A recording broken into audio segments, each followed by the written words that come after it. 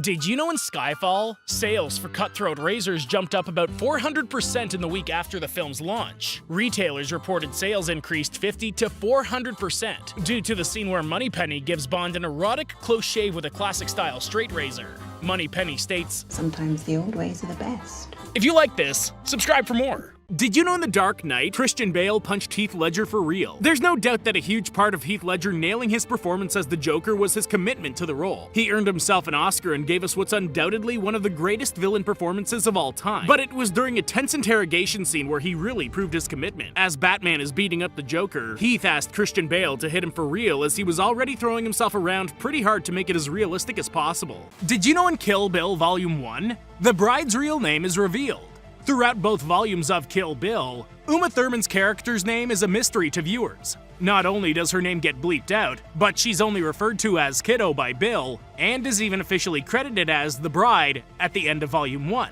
However, eagle-eyed viewers would have noticed that while she passes out over her boarding pass for the plane to Japan, her full name is on the top right corner of the ticket, spoiling it before the big reveal at the end of Volume 2. Did you know in Evil Dead, 95% of the film was actually shot in chronological order? It made it easier to shoot everything in a controlled environment, and this way it didn't matter what kind of mess they made with the blood on the walls. This also helped with continuity since they didn't have to worry about cleaning up after each shot. They ended up using 70,000 gallons of fake blood, and 50,000 of that was used in the final scene alone. The original film only used about 200 to 300 gallons. Originally, this film was slated for an NC-17 rating, but they toned it down to an R rating so that it could have a wider release. Sam Raimi and the director were perfectly content with keeping the NC-17 rating though, since the original film had it as well. Did you know in Furious 7, the change in scheduling for the development of this film made it possible for The Rock to participate, but Justin Lin had to step down. There was talk of pursuing an accelerated schedule, so Justin couldn't return to direct since it would interfere with Fast and Furious 6 post-production. He didn't want to affect that quality. As for Dwayne Johnson, since they decided not to go through with the scheduling, he was able to finish Hercules and make it to filming for this. If you like this, subscribe for more. Did you know in Jurassic Park, you can see an operator in the background who shouldn't be there? During the tense and terrifying scene in which raptors attempt to get Lex and Tim, who are hiding in the kitchen, a raptor manages to open the door using its head. When the raptor makes its way through the door, you can see the hand of one of the operators on its back tail. The production operator was holding the raptor's back tail to push it through the door, and this of course shouldn't have been left in, but it was an easy mistake to make. Did you know in F9 The Fast Saga? The film itself mentions how outrageous the series has gotten over time. At around 35 minutes, Roman mentions how weird it is that they keep going on missions where death is inevitable, and he points out that he has absolutely no scars to show for it. I ain't got one single scar to show for it. Ramsey simply replies, It's just luck. If you like this, subscribe for more. Did you know in Logan, there was originally a scene filmed that explained what triggered Charles' dementia, and this also explained the catastrophe at his Westchester school. The flashback was supposed to take place during the seizure attack at Harrah's in Oklahoma. They say that the scene was cut because having less information allowed the audience to focus on the characters, but co-writer Michael Green stated that the omission of the flashback hits home harder than having it in. Did you know in Home Alone, Macaulay Culkin suffered a permanent injury thanks to another cast member? During the scene in which Kevin McAllister gets hung up on a coat hanger by the two robbers Marv and Harry, Kevin gets threatened by Harry, who says, "I'm gonna bite each one of your fingers off one at a time." During rehearsal, Joe Pesci accidentally took it too far and actually broke the skin on Macaulay's finger, who obviously wasn't too impressed, and even to this day still has the scars on his finger from the bite.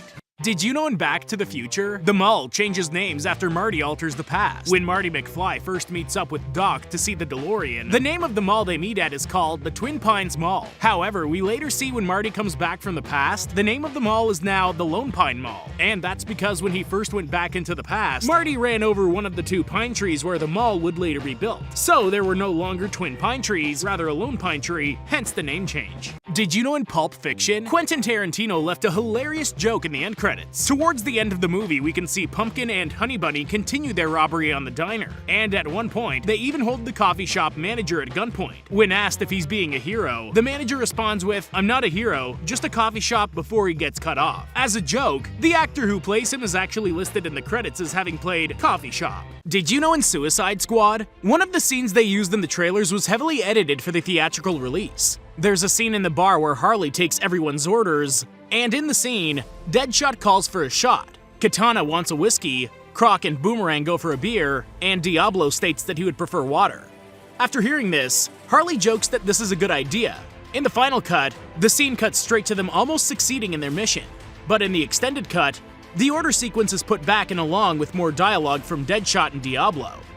Did you know in Blade 2, not all of the scenes with Blade in it were performed by Wesley Snipes? Wesley wasn't always available for filming, since he had 3 other films he filmed in the same year. Instead of waiting, the crew used another actor that wasn't his stunt double. The first scene is where Blade, Scud, and Nyssa are riding in the helicopter to meet Damaskinos. After that, there's a scene where Nyssa performs the autopsy on the dead Reaper and confronts Blade. Did you know in Die Hard, Alan Rickman was tricked on a stunt he did? Alan Rickman gave us another iconic performance of his as Hans Gruber in the 1988 classic Die Hard. But his death scene was somewhat of a surprise to him. Gruber meets his demise after being dropped from one of the top floors of Nakatomi, and Rickman decided he wanted to do the stunt himself and be dropped from around 40 feet onto a crash pad. He was given a countdown, but they dropped him on 1 instead of 3. So the shocked look on Gruber's face is actually Rickman's genuine reaction of being dropped too early. Did you know in Riddick continues his trend of calling out how he plans to kill people. In the animated short Dark Fury, Riddick tells Junior that he'll bury his weapon in Junior's eye. He does just that. In Chronicles of Riddick, he threatens to kill a prison guard with a teacup, and he does just that. In Riddick, he predicts that he'll kill Santana within a 5-second window, and after he does just that, he exclaims, "I like to be a man of my word." If you like this, subscribe for more. Did you know in Shaun of the Dead, Simon and Edgar actually considered doing a sequel that would have replaced the zombies with some sort of other monster? They ultimately decided that the film worked well as a standalone product, and too many characters ended up dying to continue the story. The working title for the sequel was From Dusk Till Dawn, but the idea did pop up later on.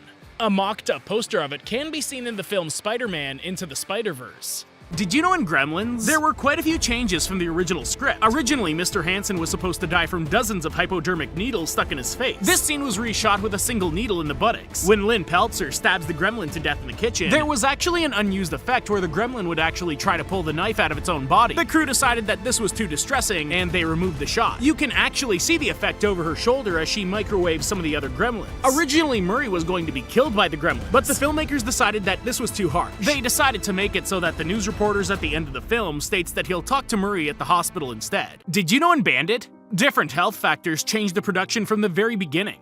Due to COVID-19, filming was relocated from Canada to Georgia, and it doubled as 1986 Vancouver and Ottawa. Also, Nestor Carbonell actually tore his Achilles tendon early on, and he decided not to go back to LA for surgery. Instead, he stayed for the remainder of filming, and he finished all his scenes while wearing a walking boot.